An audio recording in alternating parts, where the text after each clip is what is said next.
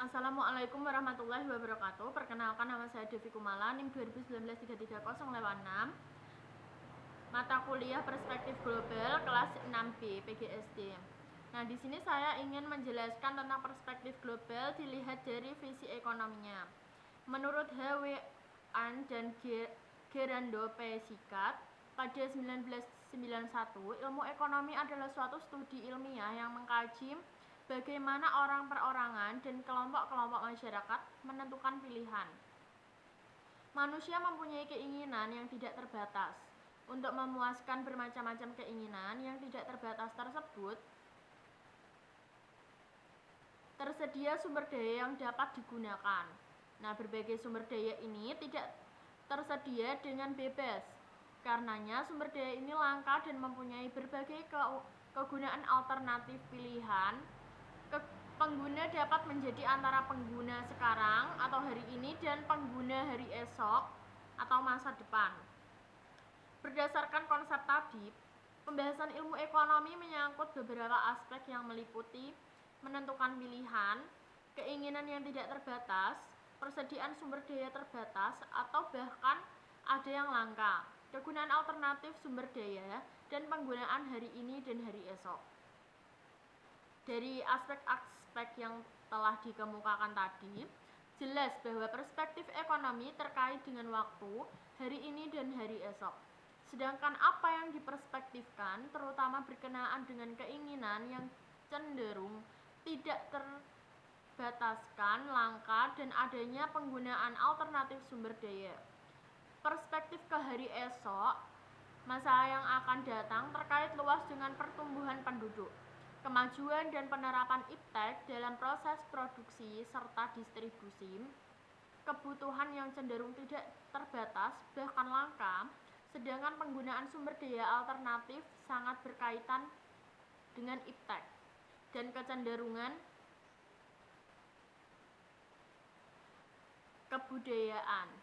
Dari perspektif kependudukan, pada 7 Juli 1986, menurut perhitungan Lembaga Kependudukan Dunia, telah terjadi peristiwa penting dengan tercapainya angka 5 miliar jumlah penduduk dunia.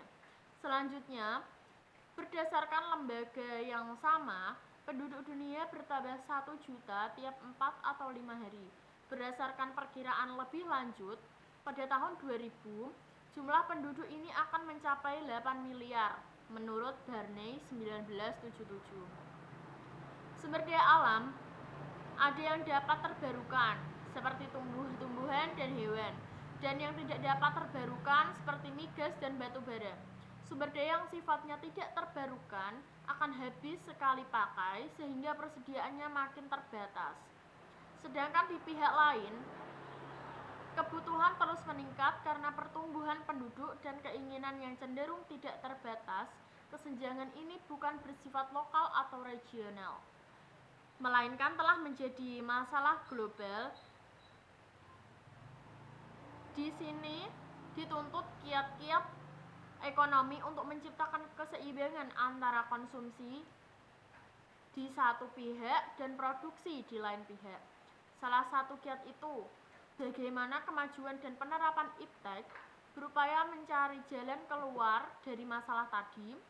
Namun demikian, kita sepakat dengan pernyataan dari David Turner pada 1972 bahwa dilema besar yang pokok saat ini yaitu bahwa penduduk dunia telah sampai bahwa ketergantungan terhadap teknologi untuk mempertahankan dan menopang kehidupan secara berkelanjutan. Namun selanjutnya, penerapan praktis teknologi dan intervensinya dalam menunjukkan kehidupan cepat atau lambat akan merusak sumber daya alam. Dalam menghadapi dilema yang demikian, kebutuhan kita manusia menjadi 3 kali lipat. Yang pertama, kita harus menguasai teknologi itu, kedua, menstabilkan penduduk, dan ketiga, mengembangkan tatanan sosial yang mampu hidup proaktif dan sejahtera secara terpadu dalam ekosistem yang timbang. Dalam kutipan yang kita telah bahwa iptek bukan segala-galanya, pada akhirnya masalah global terbalik kepada kita. Bagaimana kita mampu mengembangkan peranata sosial untuk mengendalikan iptek tadi sesuai dengan asas keseimbangan dan kelestarian. Perubahan dan pengembangan aspek-aspek yang bersifat fisik dikembalikan kepada manusia sendiri, terutama pada akhlaknya.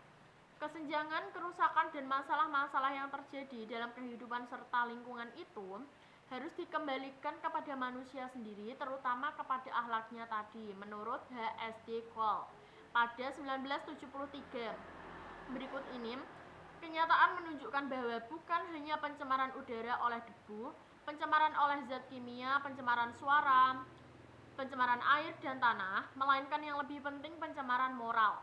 Hal-hal yang bertentangan dan tidak diindahkannya peraturan sebagai indikator dalam berbagai argumentasi kerusakan lingkungan yang menjadi dasar pernyataan kemajuan ekonomi dan teknik.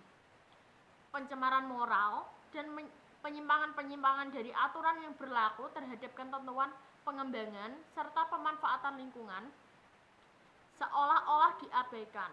Oleh karena itu, H.S.D. Cole tahun 1973 selanjutnya mengemukakan kesinambungan Renaissance, rasionalisme, kapitalisme, dan pemujaan serta penyanjungan ilmu. Hal itu boleh saja.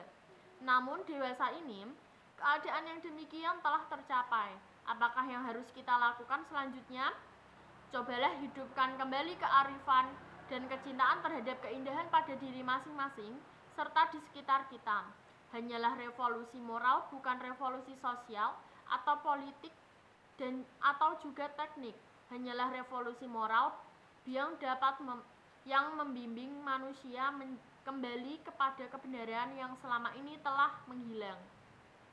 Dalam kondisi global yang penuh dengan kesenjangan, masalah dan tantangan baik ekonomi, sosial, budaya, politik maupun lingkungan hidup, pengembangan dan pembinaan akhlak menjadi kunci penyelamatan kehidupan dengan lingkungannya. Oleh karena itu, untuk menghadapi perspektif global ekonomi berupa perekonomian pasar bebas, beralihnya kawasan ekonomi maju dari Atlantik ke Pasifik, dan kebangkitan ekonomi Asia Afrika, kita bangsa Indonesia wajib siap mental dengan akhlak yang tinggi tentang global di bidang ekonomi tidak akan kunjung reda.